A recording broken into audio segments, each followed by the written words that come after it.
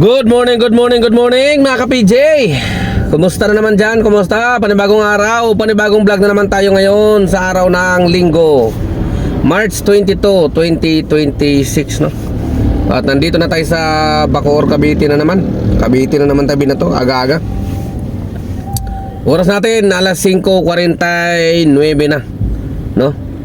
At yung earnings natin 1,618. 6 na bookings tayo mga ka-PJ.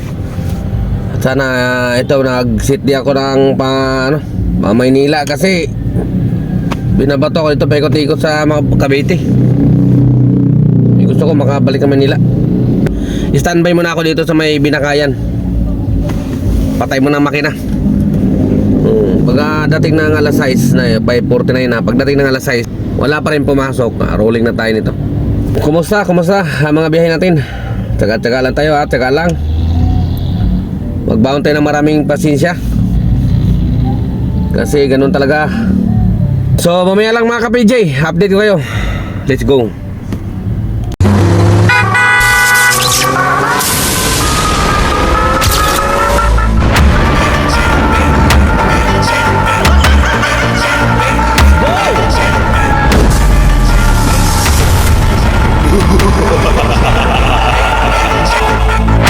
So ayan, touchdown tayo mga kaibigan dito sa Terminal 3 no? Nakakuha tayo mula doon sa Bacoor, sa may Binakayan, papunta dito sa Terminal 3. Napakababa lang, wala pang 300, pero sige lang, pwede na rin yun. Total skyway naman, mabilis lang. Nagbigay si ma'am ng 100 pesos tip, diba? Pwede na yun. Tara, rolling muna tayo. Rolling tayo papunta kila Ate Leslie para mag-almusal. Pero naka-online ako. Naka-online pa natin. Hindi pa natin napatay yung ating seat day. Pag pinasukan ulit dyan, nakita natin pa gawing Quezon City, kunin natin yan. Sayang yan sayang nakakatiis pa naman. Pag malay mo maputokan tayo papuntang Cubao, doon na tayo kumain sa Cubao, almusal. Ganun talaga ang buhay pag mahirap ang buhay. Mahal ang gasolina, kung saan lang abutan. Okay, nag-live din tayo sa Terminal 3. Mahabang pila.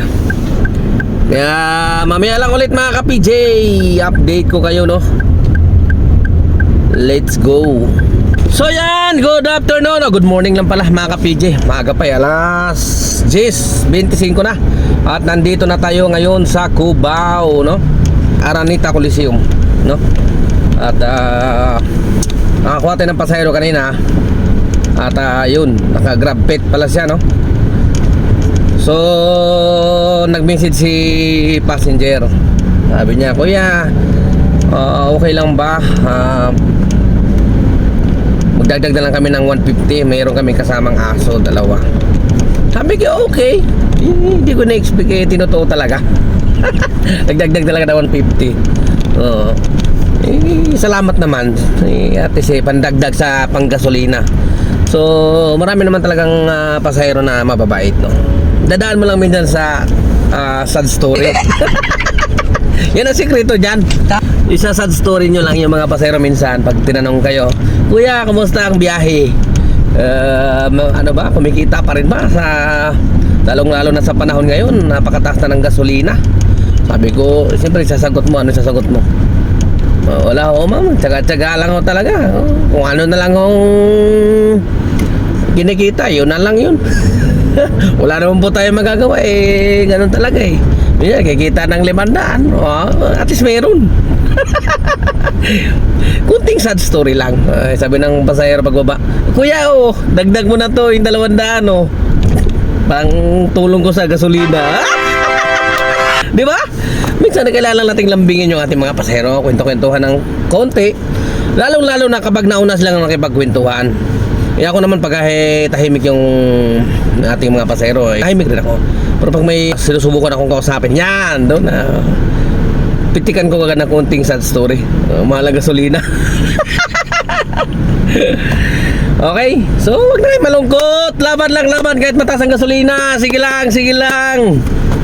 Huwag kayong mawala ng pag-asa na burgit mataas ang gasolina, hindi na bibiyahe kasi mataas ang gasolina.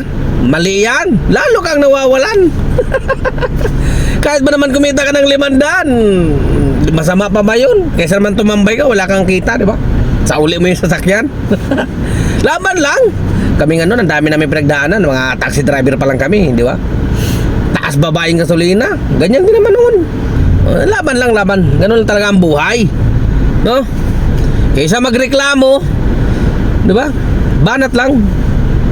Minsan nakaka-toxic lang talaga yung minsan pag nanonood tayo sa social media, di ba? Mga ibang mga tao, ibang mga nagba-vlog. Puro lang puro reklamo, puro reklamo. Alam mo yan, kaya iwasan natin manood sa mga ganun. Kasi nakakawaan tayo sa mga ganung tao, mga negatibo. Yung mga panoorin natin yung mga lang, mga positive na tao. Di ba?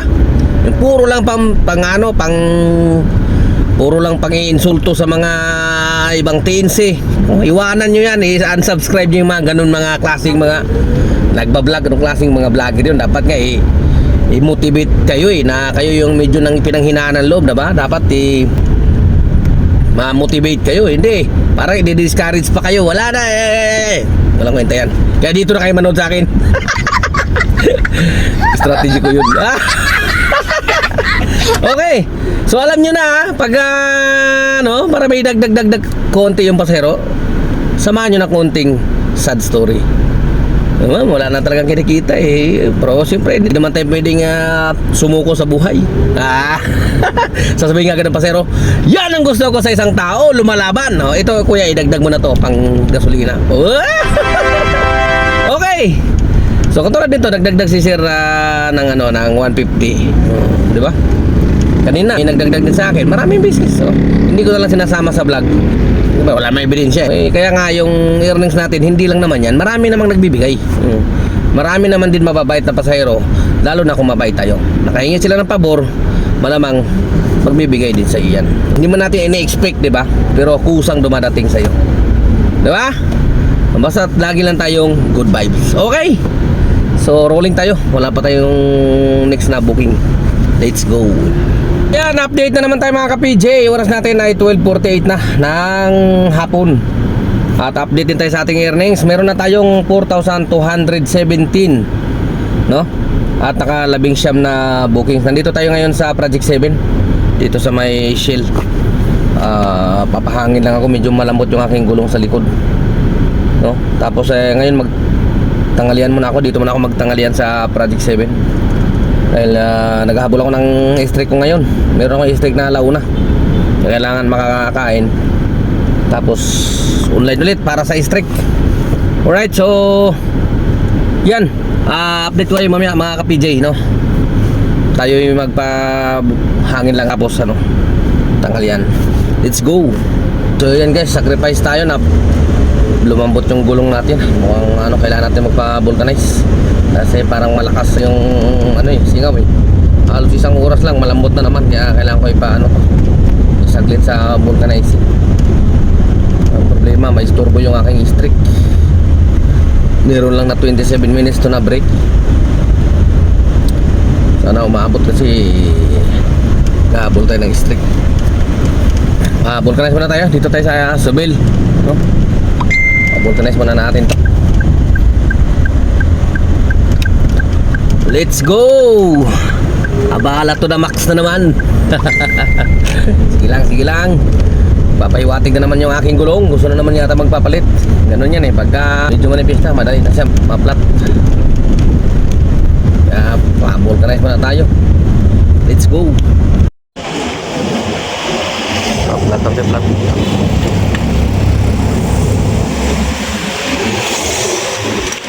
So yan, na-update tayo mga ka-PJ. Oras natin ay alas 7:07 na ng gabi. Sacrifice tayo ngayon. Paabot tayo ngayon ng mga alas 10. Dahil sumabla yung ating unang streak kanina na pang alauna, no? Hindi natin nakuha sa kadahilang masyadong bumaba yung ating acceptance rate, no? Pasado naman sa lahat ito, pasado naman sa lahat eh. Completion, cancellation, online hours, no? Yung number of rides, no? Lahat naman pasado, pero sabi doon sa dahilan kung bakit tayo hindi pumasa dahil sa bumaba yung ating acceptance rate. So hindi natin alam yun dahil sa tagal naman natin kumukuha ng strict hours na yan, eh, hindi naman nangyari sa atin yun. Sanay naman tayo na nag-ignore, hindi naman naapektuhan yung ating acceptance rate, di ba? Nagulat ako ngayon, kasali pala siya dahil nga nakatatlong sunod ako na ignore. Gawa ng, di ba, naplatan tayo kanina, kaya pinagawa natin. So ayun, nang hinayang kasi ako, kaya ginawa ko, inignore ko na muna ng inignore, no? Habang nagpapa-vulcanize tayo. Yun lang ang problema. Doon naman naapektuhan sa acceptance rate daw. So wala tayong magagawa. Kulang ako ng dalawa, no? Buti na lang 3 yung nakuha natin ngayong araw. So itong isa nakuha na natin, yung 4 to 5 pala. Tapos meron pa tayong susunod na 7 to 8. So alas 7 na. So start na ulit ng ating streak. Okay. So sana makuha natin to dahil sayang yung 1,000 na ibibigay bukas para dito sa weekly na streak incentives. Alright. So focus muna tayo hanggang alas 10 to. Pero actually natatapos to mga 9:33 lang. Patapos na yan. Okay. So focus muna. Mamaya update ko kayo, let's go. So yan na mga ka-PJ, no, dito na tayo magtatapos. Dahil nga oras natin ngayon ay 11:28 na ng gabi. Nagsagad talaga tayo ngayon dahil bukas may lakad ako. Day off muna tayo bukas. May ayuda naman tayo sa Martes eh. Kaya day off muna tayo. Miyerkules pwede naman tayong bumiyahe, no. So yung ating earnings ngayon, final na ay 8,107. Naka 38 na bookings tayo. At syempre hindi lang yan, dahil nakakuha tayo ng streak na 2. Ayan o. Yung isa, 2 lang nakuha natin. So ibig sabihin 400 saka 81, no? So ibig sabihin nasa 85. Tapos nakuha din natin yung pang 1 linggo na incentive. Ayun o. Yun o, bulsayo.